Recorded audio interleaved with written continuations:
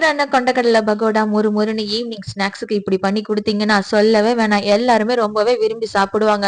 Travel பண்றப்ப கூட ரொம்பவே விரும்பி சாப்பிடுவாங்க. அதுவும் குட்டீஸுங்க ரொம்பவே விரும்பி சாப்பிடுவாங்க. எப்படி செய்யலாம் அப்படிங்கிறத நம்ம பார்க்கலாம்.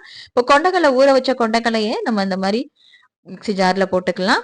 இது கூட சோம்பு, பட்டை மிளகாய், பூண்டு, இஞ்சி, கொஞ்சம் தண்ணி ஊத்தி இந்த மாரி கொரகொரப்பா அரைச்சுக்கோங்க. இப்ப இத வந்து ஒரு பவுல்ல ட்ரான்ஸ்ஃபர் பண்ணிக்கலாம். இது கூட வந்து உப்பு, வெங்காயம், கருவேப்பிலை, கொத்தமல்லி இலை, மஞ்சத்தூள் இது எல்லாத்தையும் நம்ம போட்டு நல்லா மிக்ஸ் பண்ணிக்கலாம். தண்ணியா இருக்கக்கூடாது. ஓரளவுக்கு நல்லா கெட்டிமா தான் இருக்கணும். இது கூட அரிசி மாவு போட்டு நல்லா மிக்ஸ் பண்ணிட்டு 15 நிமிஷம் ஊற வச்சுட்டு, அதுக்கப்புறம் பேன்ல எண்ணெய் ஊத்தி இந்த மாரி சின்ன சின்னதா நம்ம போட்டு எடுத்துக்கலாம். ஈவினிங் ஸ்நாக்ஸுக்கு இந்த மாரி செஞ்சு குடுத்தீங்க அப்டின்னா, குழந்தைங்க ரொம்பவே விரும்பி சாப்பிடுவாங்க. கண்டிப்பா நீங்களும் இந்த மாரி ட்ரை பண்ணி பாருங்க. ட்ரை பண்ணி பார்த்துட்டு எப்படி இருக்குங்கிறத நமக்கு சொல்லுங்க.